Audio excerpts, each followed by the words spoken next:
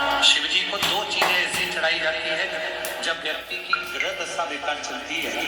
जब व्यक्ति को यश नहीं मिलता है, जब व्यक्ति को सम्मान नहीं मिलता है, व्यक्ति एक ही जगह अटक कर रह जाता है, उसको सफलता नहीं मिलती है, जब व्यक्ति को बार बार अपयश मिलता है, जब व्यक्ति को बार बार टेंशन आता है, वो डिप्रेशन में पड़ा रहता है, चिंता में पड़ा रहता है, तो शिव जी को केवल दो चीजें ऐसी चढ़ती है जो हमारे भीतर के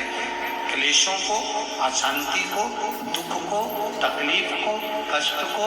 हमारे भीतर से निकालता है। एक है धतूरा और दूसरे नंबर पर है शमी का पत्र। एक धतूरा और दूसरे नंबर पर शमी का पत्र। ये जो शमी का पत्र होता है, शमी का जो पत्ता होता है, इस पत्र में इतनी प्रबलता होती है शमी के अंदर कि जैसे कहते हैं शमी की जो लकड़ी होती है, अगर वो आगी में डाली जाती है तो वो शमी की लकड़ी आगी में लंबे समय तक चलती है, उसकी आग बुझती नहीं है, सारी लकड़ियों की आग जल्दी बुझ जाती है, पर शमी की लकड़ी की आग लंबे समय तक चलती है। उसी तरह एक शमी का पत्र जब हमारे भीतर बहुत क्लेश होता है, अशांति होती है, टेंशन होता है,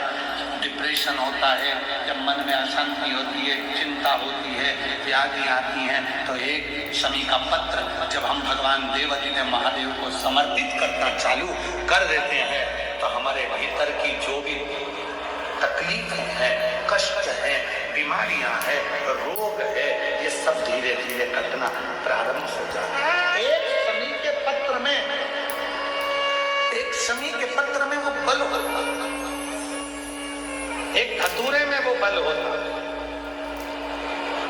एक धतूरे में और शमी के पत्र में वो प्रबलता होता है।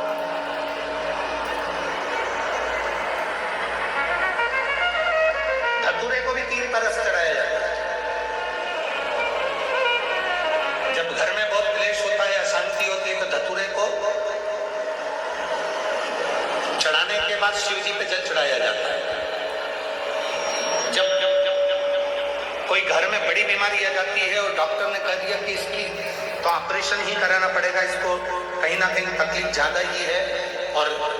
ऐसा लग रहा है कि बहुत तकलीफ में जाएगी ये बीमारी, उस समय पर धतूरे में लाल चंदन और पीला चंदन लगाकर शिव जी को चढ़ाया जाए। और तीसरे नंबर पर जब घर के लोग सब अलग अलग दिशा में जाने लगे, ना ये हमारी सुने ना वो हमारी सुने, सब अलग अलग दिशा में भाग रहे हैं, तब धतूरे के साथ 5 काली तिल को डालकर धतूरे पर शिव को समर्पित करना प्रारंभ किया जाता है तो सब ठीक होना। जैसे घर के बच्चे अपने पिता के मुख में छोटा सा भी दाना देते हैं तो पिता संतुष्ट हो जाता है।